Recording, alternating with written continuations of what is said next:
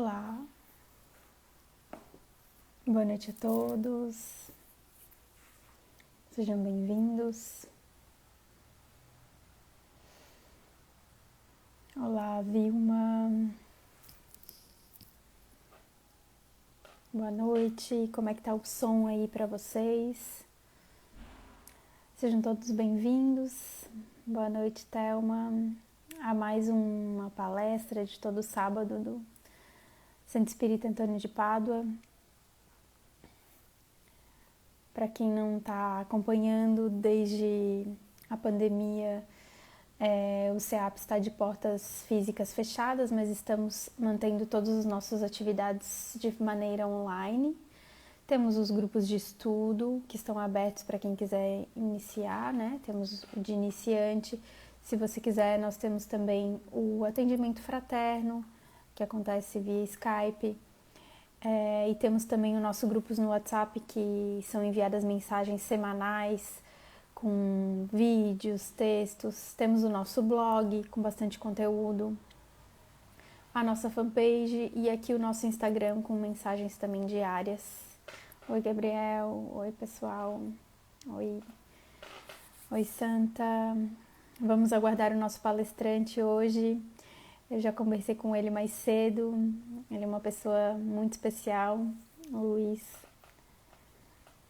Vamos ver se ele já entrou.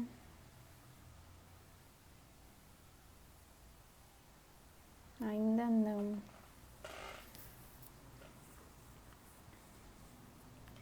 Vamos aguardá-lo, para que assim que ele entrar, falar com ele aqui.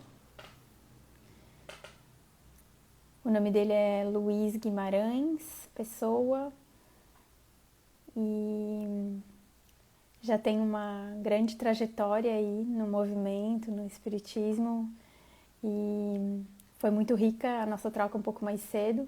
Com certeza será enriquecedora agora à noite.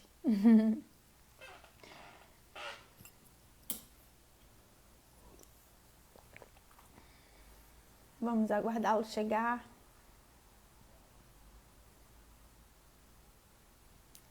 Ele disse que já fez outras lives aqui no Instagram, mas ele é um pouco novato nessas tecnologias.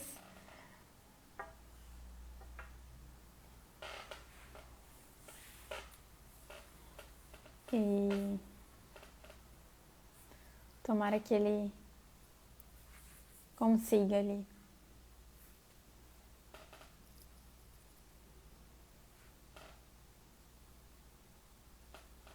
Deixa eu falar com ele aqui e dizer que estamos esperando ele.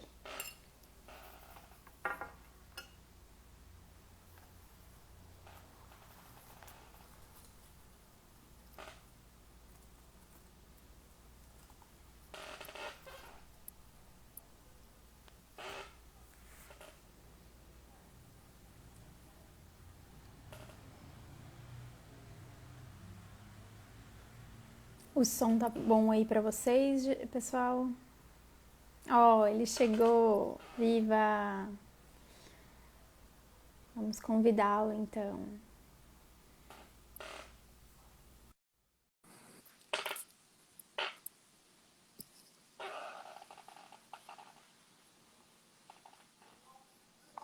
Oi! Oi, Luiz! Tudo bom, Priscila? Tudo bom? Tudo bom? Deu Tudo certo? ótimo. Ah, que bom!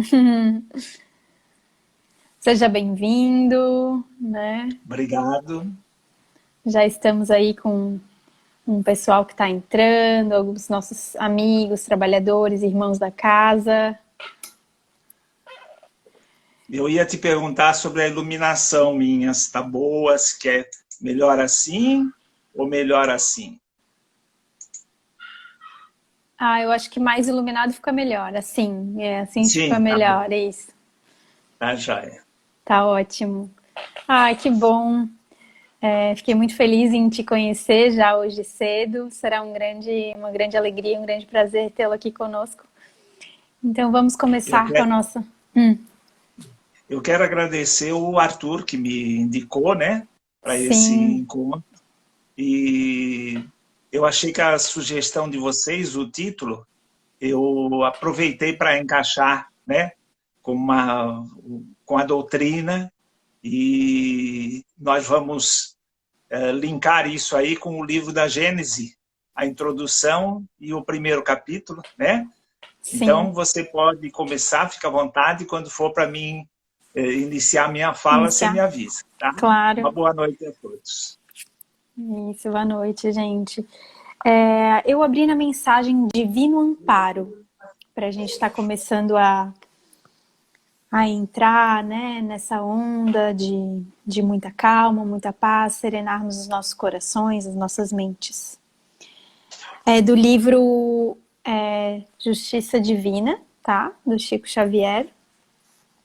Se acreditas que o hálito das entidades angélicas bafeja exclusivamente os cultivadores da virtude, medita na providência divina, que honra o sol, na grandeza do espaço, mas induzindo-o a sustentar os seres que ainda jazem colados à crosta do planeta, inclusive os últimos vermes que rastejam no chão.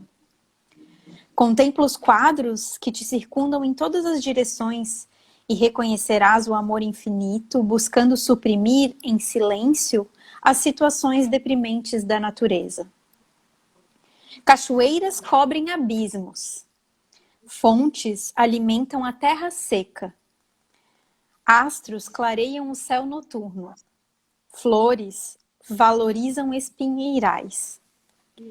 No campo de pensamento em que estagias, surpreenderás esse mesmo infinito amor, procurando extinguir as condições inferiores da humanidade. Pais transfigurados em gênios de ternura, professores desfazendo as sombras da ignorância, médicos a sanarem doenças, almas generosas socorrendo a necessidade. Então, nesse momento, convido a todos a juntos meditarmos um pouco, né, em prece, de olhos fechados, conectarmos com a nossa respiração, para que essa mensagem que nos chega de divino amparo seja uma escolha que façamos interior, de buscarmos nos ampararmos o nosso próximo, estarmos no seio de Deus neste momento e em corrente conectados com todos os irmãos, né, mais elevados, os mentores da nossa casa, do Centro Espírita Antônio de Pádua, de todo esse planeta maravilhoso que nos acolhe, nos ampara e nos recebe com toda a sua abundância e prosperidade. Que sejamos nós os agentes transformadores de uma melhor humanidade, de uma humanidade cada vez mais brilhante, né, regeneradora, que busca pela liberdade, pela paz, pela igualdade e pela fraternidade. Que assim seja. Assim seja. Então, agora a gente pode entrar no nosso tema aí da Gênese. Ótimo, então eu vou fazer a introdução ao tema, né? E vou entrar no tema. E você fica à vontade para me interromper quando você achar conveniente, tá bom? Claro, tá ótimo. Tá. Uhum. Então nós vamos lembrar na Gênese a introdução e o primeiro capítulo, né? Que nós achamos que todo espírita deveria de ler, estudar a fundo, principalmente esses dois tópicos, a introdução e o primeiro capítulo da Gênese. Porque ali Kardec coloca exatamente a essência da doutrina dos espíritos. E na introdução, ele começa falando a respeito de como foi formado o livro dos espíritos, quando ele fala a respeito da generalidade e concordância dos espíritos. Então, quando os espíritos se manifestaram, ele buscou, através daqueles espíritos que já haviam demonstrado a sua sabedoria quando viveram no planeta, através de uma generalidade de assuntos. Então, ele perguntou para aqueles espíritos as perguntas que estão contidas no Livro dos Espíritos. E ali se formou a base da doutrina, né? Então, a doutrina formada no Livro dos Espíritos é o ponto ideal e é o ponto onde fecha as questões contidas no Livro dos Espíritos. Allan Kardec, ele tentou, na Associação Parisiense de Estudos Espíritas, continuar esse trabalho. Ele fez a proposta para que eles continuassem se reunindo na Associação Parisiense e formulassem as questões às casas envolvidas, né? E que elas, então, levariam essas questões às suas casas, submeteriam essas questões aos mentores da casa, e essas questões seriam respondidas, e depois, na associação, em equipe, eles fariam, então, uma triagem daquilo que os espíritos responderam, né? Submetendo à análise da razão. Então, com desse formato, foi elaborado o Livro dos Espíritos. E ele enfatiza, nessa introdução, que a coletividade concordante desses espíritos, analisando sobre o critério da lógica, estabeleceria a verdade sobre aqueles assuntos. E, através da progressividade dos ensinos, a doutrina iria avançando. No capítulo 1º, então, ele começa a falar a respeito das revelações. E ele começa definindo a revelação, né, que na realidade seria sair de sob o véu, quer dizer, esclarecer aquele assunto. E ele coloca que a revelação, como princípio, ela tem que nos levar à verdade. Então, nós não podemos revelar alguma coisa que depois se verifique que é inverídico aquilo, né? E então ele fala a respeito dos professores. Ele menciona que os professores seriam reveladores secundários, né? Porque eles buscam essa informação em alguma fonte e repassa essa informação. E ele separa daqueles reveladores de gênio. Aqueles reveladores que, através do seu esforço, foram buscar a verdade e nos trouxeram a verdade, né? E a história está cheia desses gênios que, através de todos da sua luta, através de pesquisa, através de trabalho, eles desvendaram uma série de verdades para a humanidade.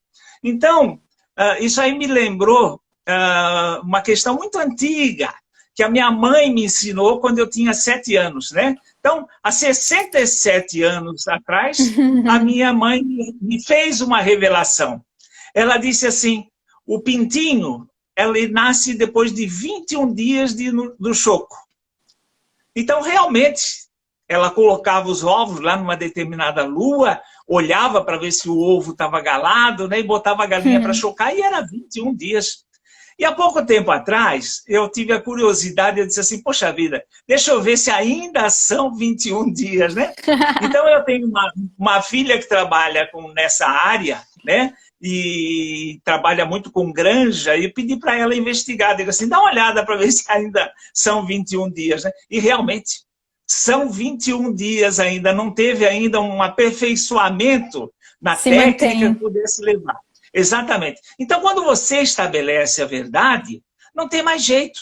A verdade está estabelecida. Já se chegou no paradigma, né? Não existe mais alguma coisa a se avançar nesse assunto.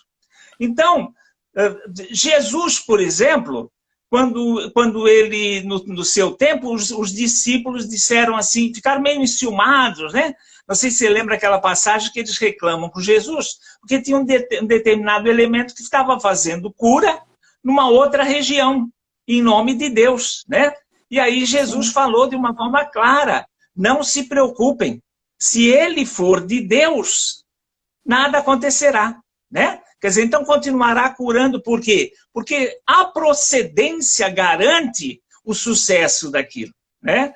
Então, nós temos que entender que a verdade ela tem que prevalecer. Nós não podemos fazer revelações que as pessoas comecem a observar que aquela revelação ali não tem fundamento, né?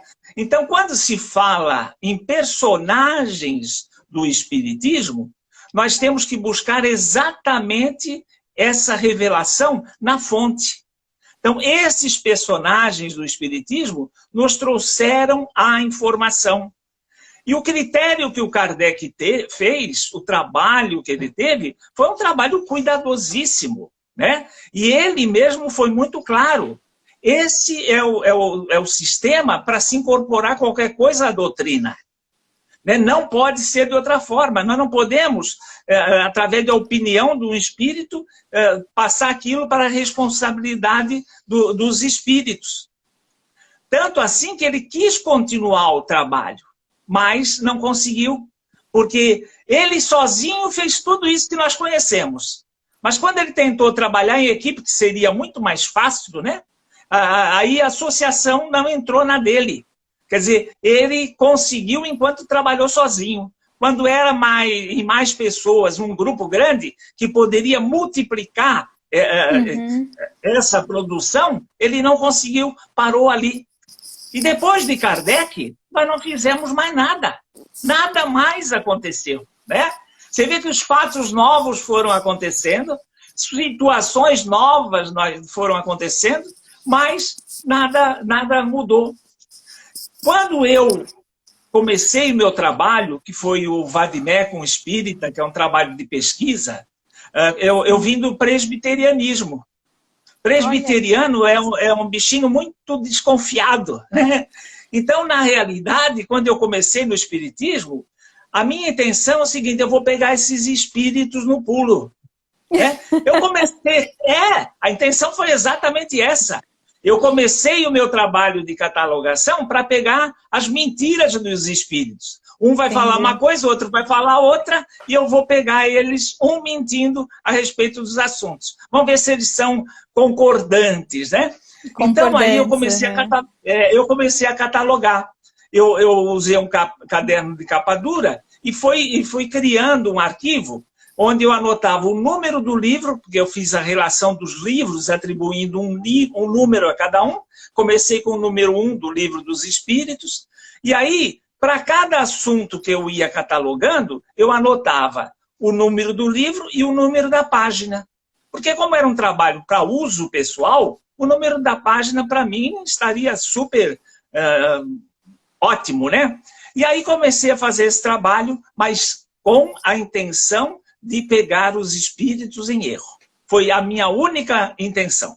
E foi criando um volume de registro onde os espíritos abordavam o mesmo tema e emitiam o seu parecer sobre aquele tema. Então vocês vejam, eu não sabia nada do espiritismo, mas sem querer eu fui fazendo o processo de Kardec. Eu fui fazendo uma catalogação, uma organização. Uma catalogação. A respeito do mesmo assunto, eu peguei a opinião de vários espíritos. Então, queira ou não queira, eu criei esse banco de dados onde você pode comparar a opinião dos espíritos. Que demais. Então, hoje fica muito mais fácil a gente estudar e estabelecer. Então, nós podemos, através desse estudo, estabelecer aquilo que a doutrina diz e é concordante sobre uma gama muito grande de assuntos. Quando nós estamos estudando os personagens do Espiritismo, nós estamos estudando aqueles indivíduos que se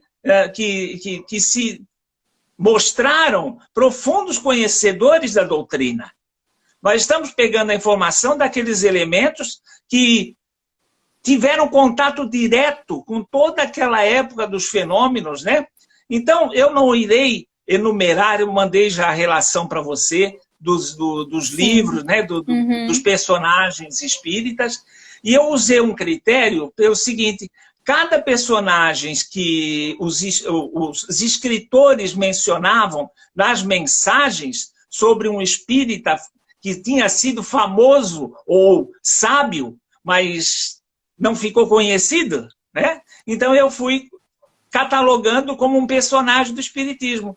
Então, aquele espírito que dava uma mensagem e que revelava-se uma alma nobre, eu fui anotando o nome dele porque foi um... Como esse livro aqui. Essa obra aqui que vocês devem conhecer. Ceareiros de Volta. Ceareiros de Volta. É um livro muito bom. Espíritas que já tinham desencarnado, mandam mensagens através desse livro, através do Chico Xavier, do Valdo Vieira. São mensagens maravilhosas, né? E são espíritos que passaram nosso movimento espírita, eles passaram no anonimato. Mas está registrado na obra, e várias outras obras acontece isso, aquilo que ele mandou do plano espiritual, que dá para você, através da leitura daquele artigo, daquela mensagem, estabelecer o nível daquele espírito. Né? Então, eu tenho 2 livros que falam sobre personagens do Espiritismo. Grandes Espíritas do Brasil, que você colocou, né? Eu acabei de colocar aqui, aqui que você tinha o Personagens do Espiritismo. Esse outro Personagens do Espiritismo. Isso. Tá? Então, esses 2 livros, você tem uma série aí de 41 personagens do Espiritismo. Quando você pega aqueles personagens que eu cataloguei, que foram mais conhecidos, nós mandamos e fizemos aí uma lista que vai para 141 nomes de espíritas famosos, né? Ou espíritas com nível, né? Espíritas que você pode buscar como personagem que se evidenciou através da sua sabedoria. Então, essa relação fica disponível para aqueles que quiserem, porque no centro, hoje, por exemplo, você não tem mais editoras publicando obras desses personagens. Porque as editoras, elas pensam muito comercialmente. Então, por exemplo, você tem personagens como o Leon Denis, ainda publicam alguma coisa, mas, por exemplo, Gabriel Delany, né? César Lombroso. Vários desses autores não se publicam mais porque não tem vendagem. Agora, as bibliotecas dos centros estão cheias dessas obras. Né? Então, eu deixo como indicação desses autores para você procurar na biblioteca do Centro Espírita os livros desses autores para poder ler. Porque esses autores, então, na verdade, desculpa te cortar, esses autores eles se baseavam nessas origens, é isso que tu quer dizer, né? Sim, eles se baseavam nessas origens e na época que eles escreveram, todos os fenômenos estavam acontecendo. Ah, perfeito. Então, assim como Kardec se debruçou sobre os fenômenos, o Leon Denis se debruçou, o Gabriel Delany se debruçou, né? Então, muitos outros autores também foram coadjuvantes nessa obra. Né? Então, não tem só aquilo que Kardec publicou. Você tem, por exemplo, um autor russo. Você tem um autor russo, Alexander Aksakov. Ele tem um livro muito, muito importante, que são 2 volumes, Animismo e Espiritismo. Ele explica o que é o animismo e o que é o espiritismo, e mostrando que são os 2 fenômenos espíritas. E nesse livro, esse livro dele é um livro grosso, você precisa ter vontade de ler. Né? Porque vontade de querer buscar. Isso. Cada volume dá aproximadamente umas 400 páginas. Então é muito material. E nesse livro do Alexander Aksakov, ele conta uma história muito interessante, que eu estou pensando essa história para vocês terem uma ideia do que tem lá, né? Mas ele fala a respeito daquele escritor inglês, o Charles Dickens. Foi um escritor muito famoso, aquela obra dele, da Moby Dick, né, se tornou famoso, um clássico mundial. O Charles Dickens, ele desencarnou.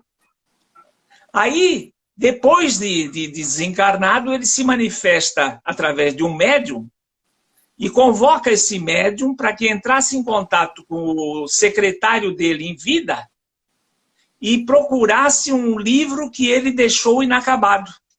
Olha. Aí esse médium foi atrás do secretário, acharam o livro, realmente acharam o livro, ele estava na metade da obra, mais ou menos. Aí ele se propõe, através de um médium analfabeto, terminar a obra. Olha. E além de terminar a obra, depois com a obra acabada, ele nomeava críticos dos livros deles para que esses críticos se debruçassem sobre a obra e identificassem qual foi o ponto que o vivo terminou e qual foi o ponto que o morto começou. Olha, que interessante isso. Ele estava querendo provar de uma forma científica que a vida continua. Sim, claro, que ele não tinha morrido, né? Então, foi feito isso através de um médium analfabeto. Analfabeto, olha isso. Analfabeto.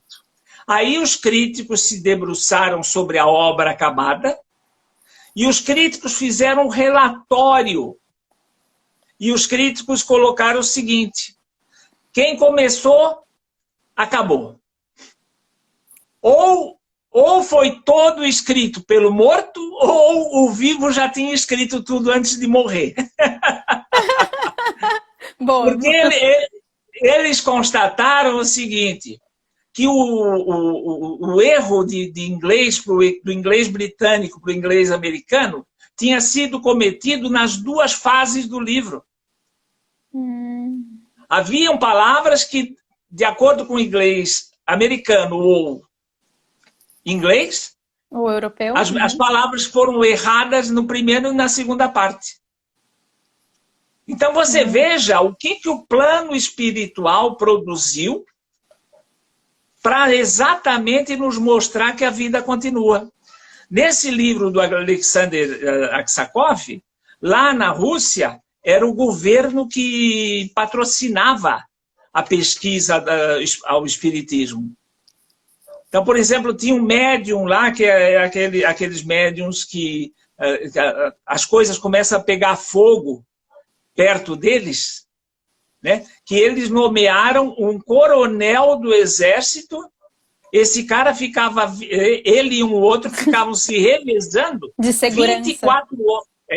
24 horas em torno do cara, porque 3 ou 4 casas começaram a pegar fogo com eles do lado.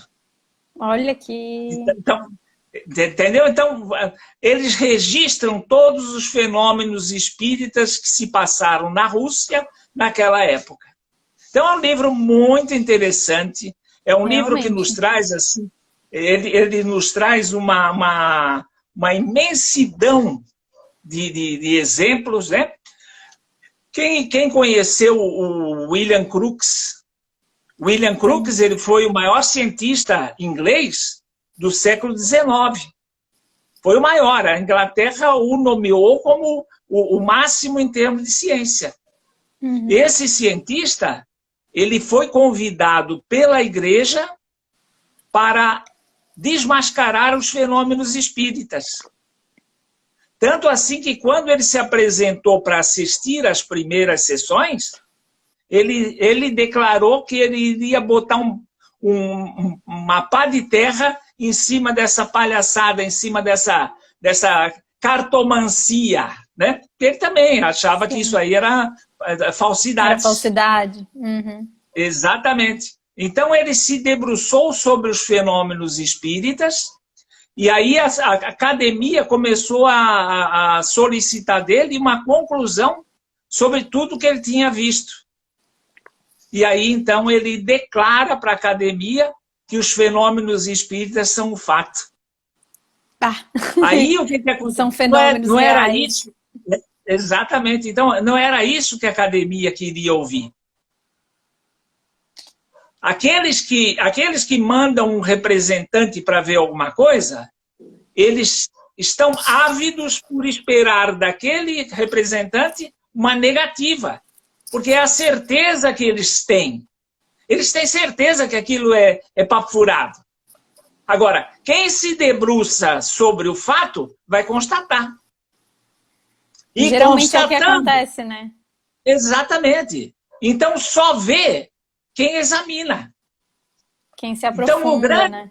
Quem se aprofunda. Então, essa coisa de mandar representante, na Inglaterra, eles fizeram uma comissão que se debruçou 3 anos sobre os fatos espíritas. Eles nomearam 32 sábios para fazer o estudo de uma série de médiuns. E esses 32 sábios, eles fizeram o relatório final e o relatório não foi publicado. Entendeu? O grande problema é o preconceito. Quem não se debruçar... Eu tive uma experiência pessoal, sabe? Eu fiz várias apostilas, e você viu, até a última que eu fiz é a respeito da epífise. Sim, da epífise que a gente comentou. Isso. E eu fiz uma apostila sobre a questão do homossexualismo. Olha, até deixa eu até explicar, né? Porque as pessoas foram enganadas e é imprescindível que a gente explique, porque senão elas vão dizer assim, poxa vida, um escritor espírita e não sabe falar que não é homossexualismo, que é homossexualidade, né? Então deixa eu explicar que é para todo mundo entender, e até as pessoas, antes de adotarem uma prática, adotar com consciência. Existe uma diferença fundamental entre homossexualidade e homossexualismo. Não. Ambos são portadores da homossexualidade. Aquele que pratica, ele pratica o homossexualismo. Aquele que não pratica, quer dizer, ele sente atração pela pessoa do mesmo sexo, mas opta por não praticar. Esse é portador da homossexualidade. Sexualidade. Olha que legal, que conceito enriquecedor para a gente, né? Acho bem importante isso. E agora você veja qual é a intenção daqueles que estão lucrando com esse assunto. Eles queriam eliminar essa classe. E vulgarmente eles falam, fica atrás do armário, essas coisas todas. Na realidade, essa pessoa não está atrás de armário nenhum. Ela está exercendo um livre-arbítrio. É, bem isso. Entendeu? Então, o português, claro, classifica esse grupo portador da homossexualidade. Ele sente atração, mas opta por não praticar. Ele não concorda. E o outro, homossexualismo, porque sente atração e quer praticar. E quando fizeram essa fusão, não é inocentemente. É com a intenção fundamental de eliminar essa classe que não pode existir. Olha. As pessoas não podem se negar... Ter o livre-arbítrio. Ter o livre-arbítrio. O livre-arbítrio só vale por um lado. Entendeu? Olha, que coisa. Então é isso que eu faço questão de esclarecer para as pessoas entenderem por que a minha apostila chama-se homossexualismo. Aliás, essa semana o secretário, o ministro da Educação, ele abordou esse aspecto e chamou homossexualismo. E inclusive a imprensa meteu o pau, mas ele está certo. Ele está certo, entendeu? Olha que legal. Ele está certo. Esses dois nomes devem continuar a existir, porque são coisas distintas.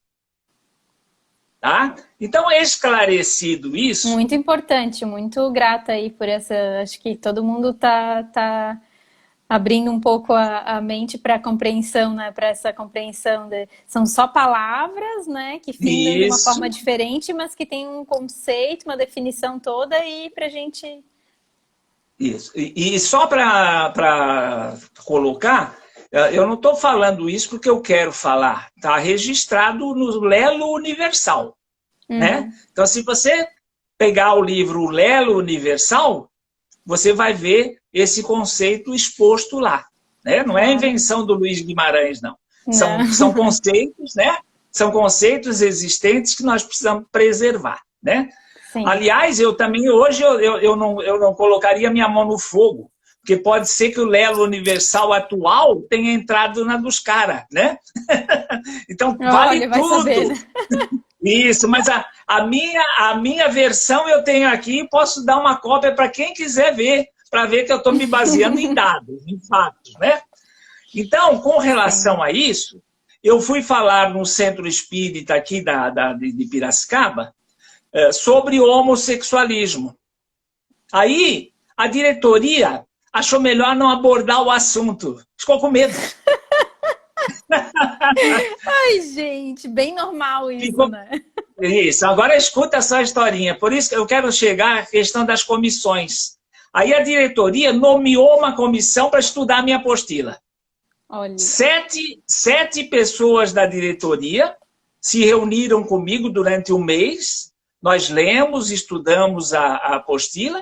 E aí voltaram para a diretoria. Não, o Luiz está certo, precisa divulgar mesmo, é um fato importante. Sabe qual foi a atitude da diretoria? Quer dizer, aqueles que não estavam na comissão? Não, é melhor fazer uma outra comissão. Ai, meu Deus. Isso é um fato. Quem não se debruça sobre o assunto, continua com os preconceitos. Entendeu? Você, para vencer o preconceito, você precisa elaborar um conceito. E só elabora um conceito quem estuda. Quem vive a experiência, né? Quem vive a experiência, né? Então, William Crookes, por exemplo, ele ficou com um espírito durante 3 anos, que foi a Kathy King, fazendo todas as experiências que ele pedia para ela fazer. Então, eles, por exemplo, constataram que o nosso corpo perispiritual tem todos os órgãos que o corpo humano tem. E como é que eles fizeram isso? Pediram para o espírito se materializar e eles deram uma substância para que esse espírito, através de uma pipeta, aspirasse essa substância. Ela se chamava barita. O espírito aspirou e expirou. E o resultado foi recolhido. E chegaram à conclusão que houve queima de carbono. Olha. Isso é ciência, querida. Ciência, com certeza. Exatamente, entende? Quer dizer, e foi confirmado que aquele órgão perispiritual queimava carbono. Foi comprovado, né, cientificamente. Eu não sei mais o que a ciência precisa para constatar. Entendeu? Porque a doutrina espírita já forneceu milhares de exemplos exatamente para que as pessoas pudessem chegar a essa conclusão. Houve um fato aqui em Pindamonhangaba, aqui em São Paulo, em 1949. Eu aposto que todos os que nos ouvem desconhecem esse fato.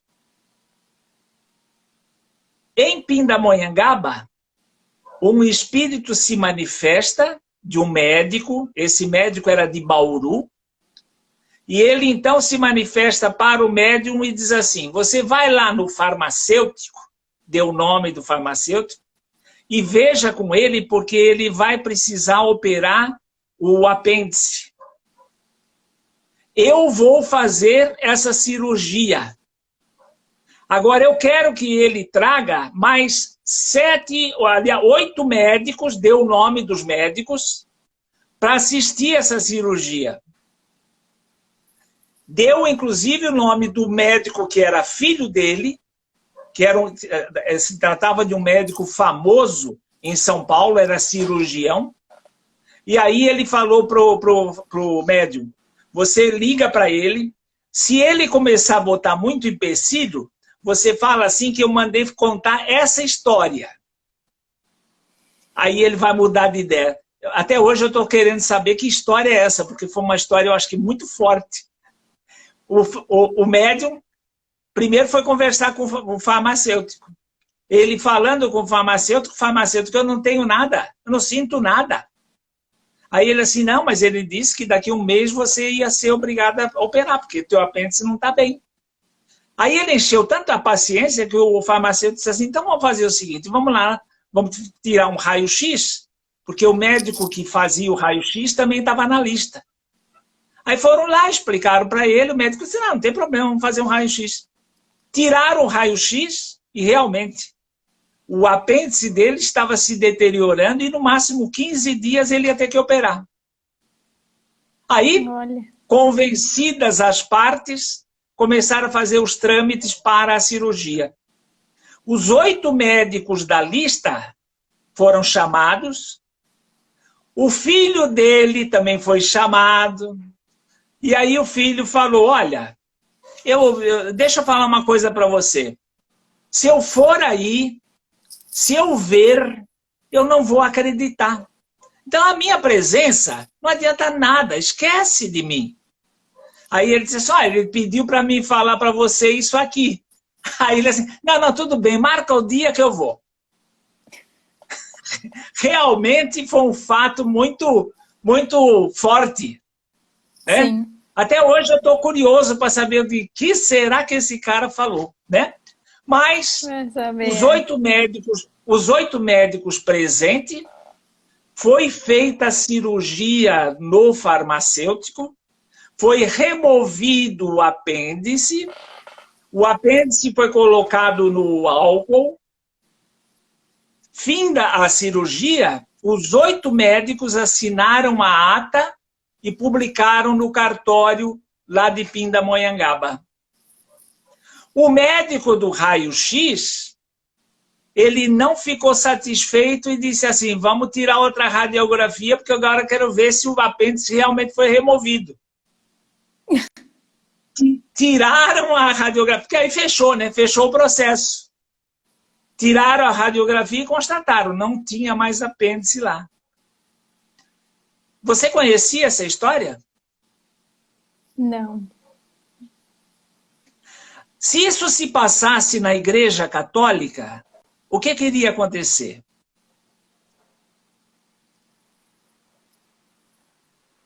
Boa pergunta, respondam aí, pessoal. Participem conosco, respondam. Todos os anos, a Igreja Católica tem uma estrutura para esses casos. Por quê? Porque ela quer registrar e quer que o povo acompanhe e nunca mais esqueça daquilo. Uhum. A doutrina espírita não tem essa cultura. O que foi processado pelo espiritismo em termos de provas, eu imagino que deve ter uns 50 mil títulos espíritas. Uhum. O meu trabalho, eu li 740 livros. Isso aí não chega nem a 2% do que tem. Sim. Tudo isso registrando fenômenos como esse. São provas, são fatos que o espiritismo colheu. Se a igreja tivesse posse desse fato, o que ela faria? Ela instituiria o dia de Pindamonhangaba. Todo dia tal, todo ano, nós vamos fazer a festa de Pindamonhangaba. Da operação que os 8 médicos assistiram, os 8 médicos assinaram, o milagre de Pindamonhangaba. E até hoje ninguém teria esquecido isso. Esse é o trabalho da busca pelos clássicos. Nós não podemos deixar aquilo que foi feito e de importância morrer. Nós temos que trazer à tona, nós temos que relembrar. Nós somos personagens do espiritismo mais conhecidas daqueles que vivem perto de nós. Nós somos os maiores personagens do espiritismo. Os protagonistas, né? Isso, e os mais importantes. Porque nós somos aqueles que somos vistos por aqueles que convivem conosco. O Emmanuel fala muito disso. Ele diz assim, cuidado com as pessoas que te cercam. Você está sendo observado. Então, exemplifica, porque aqueles que te seguem precisam de um bom exemplo. Sim. O espírita está muito preocupado com a regeneração. Todos estão assim, será que eu vou para a regeneração? Aqueles que nos ouvem, eu vou dar uma notícia tranquila, mas depois eu vou dar uma que eu vou deixar todo mundo muito preocupado. Todos aqueles que estão nos ouvindo, pode colocar ali, o Luiz Guimarães garantiu. Todos nós vamos para a regeneração. Nenhum de nós vai ficar fora. Porque todos nós somos pessoas que nós não semeamos o mal. Nós praticamos algumas maldades, mas nós não somos semeadores do mal. Por ignorância, talvez, né? Na regeneração, vão ser removidos dos planetas esses elementos que produzem o mal, que fomentam o mal. Então você, por exemplo, tem aquela turminha que bota fogo em ônibus lá no Recife, né? Esses caras são aqueles caras que são influenciados por esses fomentadores do mal. Você vê todo esse processo de corrupção que existe, né? Uma porção de gente que pega essas propinas todas são influenciados por aqueles que são o âmago da coisa, que planta isso e que dissemina. Então, essas fontes do mal não estarão no planeta de regeneração. Elas migrarão para os planetas primitivos. Claro. Vejam, olha que limpeza que o plano espiritual vai fazer, né? Agora, você já pensou sobre isso? Já raciocinou sobre isso? Essas criaturas que hoje são influenciadas por esses promotores do mal, elas terão que ser influenciadas, porque elas têm tendência. Elas adquiriram tendências para o mal. E elas vão ter que ser influenciadas por aqueles que praticam o bem. Somos nós. Somos nós, bem. Somos nós. Então a nossa moleza acabou. Não adianta mais a gente ficar falando, não, eu não faço mal para ninguém. Isso aí são favas contadas. Não basta agora, não fazer mal, né? Temos que fazer o bem. É isso aí. Nós temos que fazer o bem e, principalmente, sermos influenciadores, reveladores para a prática do bem. A gente sabe que, moralmente, o que consegue avançar é a nossa reflexão sobre o Evangelho. É a doutrina, né? William Crookes, ele se transformou em espírita pelos fatos. A doutrina espírita, que é o consolador prometido por Jesus, que nos esclarece aquilo que Jesus deixou, vai precisar ser estudada. Então, todos nós temos que nos debruçar sobre esses personagens do Espiritismo. E temos que buscar na fonte esse conhecimento, essa revelação. Isso que estava desvendado e esses reveladores, através da pesquisa, nos trouxeram como fatos. Esses fatos é que demovem, né, e que criam convicções. O apóstolo Paulo, ele quando define a fé, ele diz assim, a fé é o firme fundamento das coisas que se esperam e a prova das coisas que não se veem. Eu, por exemplo, nunca assisti materialização de espírito, eu nunca vi um espírito materializado. Mas não tenho a mínima dúvida sobre a vida espiritual pelo estudo, por me debruçar perante aquilo que a vida colocou diante de mim. Sim. Então, todos nós temos que nos compenetrar que acabou a fase do não faço mal para ninguém. E começamos a fase nós precisamos aprender a evangelizar. Primeiro nos evangelizando. Isso, primeiro nos evangelizando. E depois aprendendo o evangelho para poder explicar. Ai, é isso aí, Priscilinha. Maravilhosa. Priscila, eu estou à sua disposição, tá? Para alguma pergunta que queira surgir. Claro. O pessoal comentaram aqui, né, que acreditam muito nisso tudo, nessa verdade, né? O pessoal está agradecendo, mas perguntas ainda não surgiram. Ainda temos 9 minutos, 10 minutos aí. Mas realmente o que tu falasses, acredito que venha... a última palestra que tivemos aqui online com o Paulo foi o tema Caindo em Si.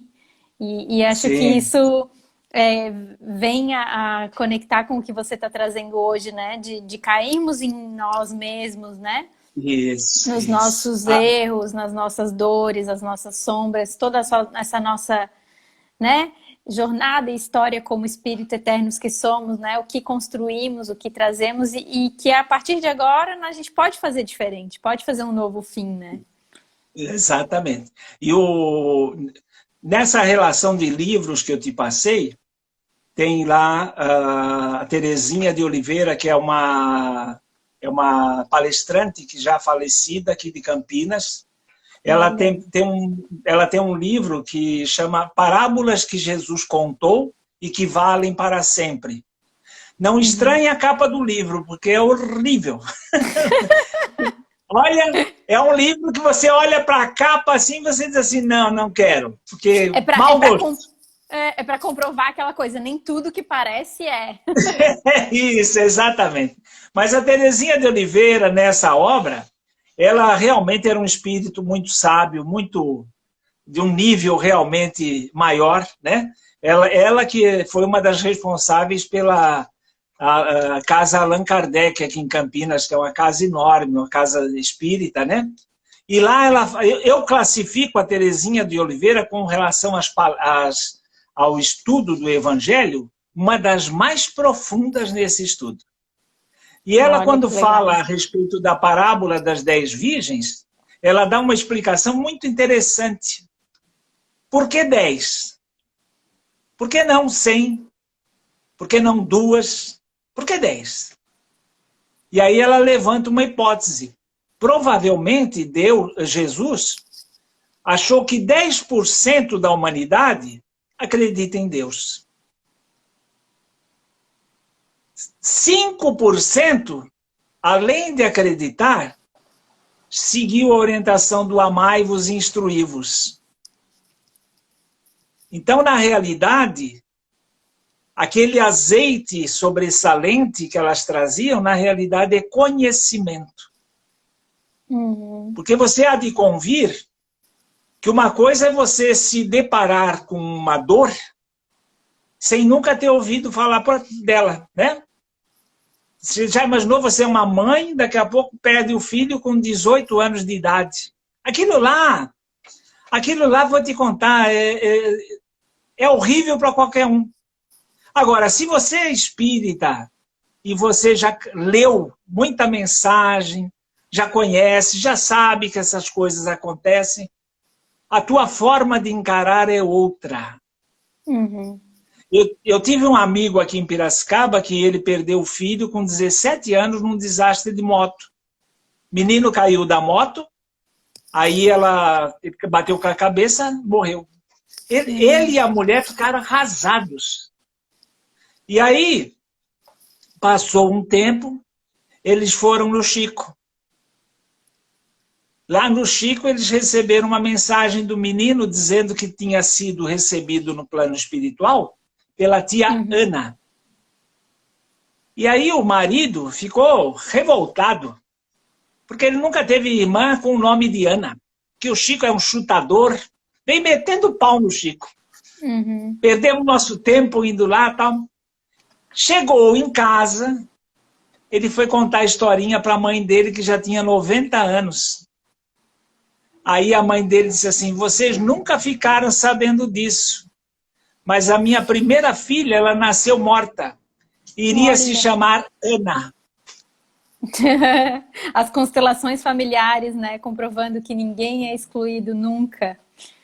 A importância da Entendeu? inclusão de todos os seres.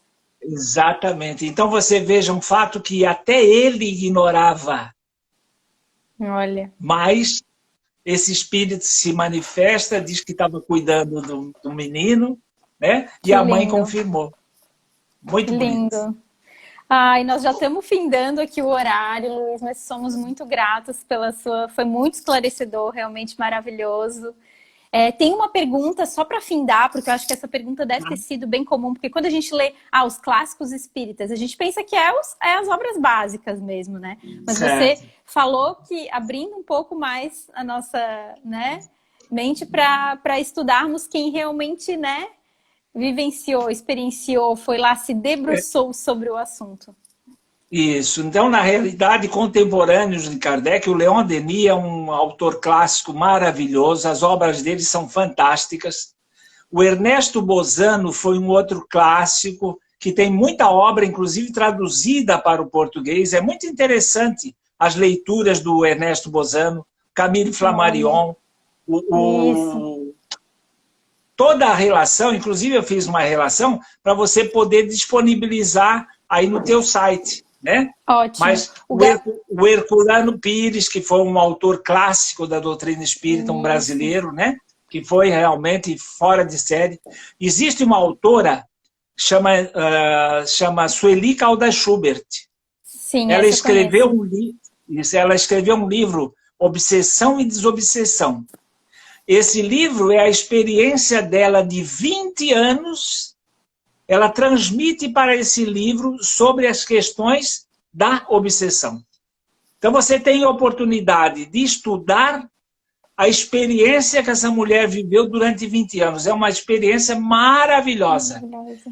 A doutrina espírita nos propicia isso através dos livros. Realmente. O Gabriel, que é o nosso irmão trabalhador, ele perguntou se não seria o momento de estudarmos um momento ideal para releitura. Esse momento não seria ideal para uma releitura das obras básicas? É isso, né? Fica Sim, essa sim. dica, como Sim. você falou. Olha, a obra básica eu já estou colocando aqui como obrigatório. Isso, é Né? só um O espírito, acréscimo, né? isso, o espírita, ele é obrigado a ler as obras básicas. Por quê? Porque as obras básicas é como você for viajar para uma cidade vizinha da sua e você vê o mapa. Senão você acaba indo para a direção contrária. Sim. A obra básica é a essência. Você vai ter os elementos básicos da doutrina. A doutrina é progressiva. E na Então, como é que você sequência, vai ver esses as obras? clássicos, né? Exatamente. Entende? Quer dizer, então, as obras básicas elas servem como a casa construída sobre a rocha. Isso. Você tem essa base. Já imaginou? O grande problema, por exemplo, as pessoas não conhecem as obras. E chega lá num centro e chega lá o espírito, manda fazer alguma coisa, porque o mentor quer que você faça. Aí a pessoa diz assim, porque o espírito mandou. Se você leu a obra básica, você sai dali e diz assim, não, aqui não tem um mentor, tem um obsessor. Porque sabe que os espíritos não... Exatamente. Você tem que aprender a discernir. Você não pode sair dizendo que você foi enganado por um médium. Você foi enganado por você. Verdade. Temos 1 minuto, Luísa. Eu gostaria que tu findasse com uma fala antes que o Instagram corte a gente aqui. Somos Tá muito legal. agradecidos. Eu estarei numa nova palestra com vocês dia 15 de outubro. Né? Olha que maravilha.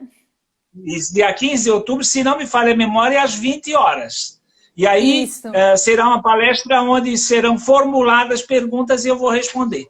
Ai, que maravilha. Daí a gente vai ter essa oportunidade para trocar perguntas e respostas. Vai ser uma coisa mais bate-papo, assim. Isso, muito, fica inteiramente à vontade e eu que agradeço a oportunidade, tá bom? Pode deixar que a gente vai divulgar lá para o pessoal aqui nos stories, viu, pessoal? E lá no nosso blog a gente vai colocar o site do Luiz, o Vadmecum e todas essas bibliografias que ele nos indicou. E alguns programas que eu faço, Isso, programas rádio, que eu faço aqui em Piracicaba. Isso. Ótimo. Tá bom, querida? Obrigado pelo convite. Obrigado, querida. Até a próxima, até mês que vem, então. Obrigada.